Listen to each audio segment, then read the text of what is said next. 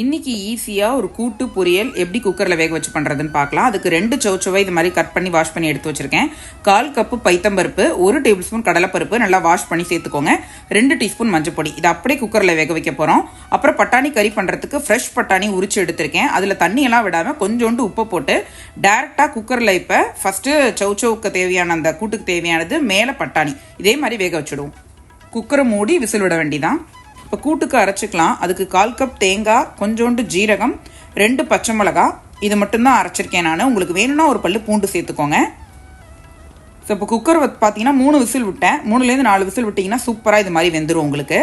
So கூட்டு நல்லா வெந்துருச்சு, அது மாதிரி பட்டாணியும் நல்லா வெந்துருது உங்களுக்கு.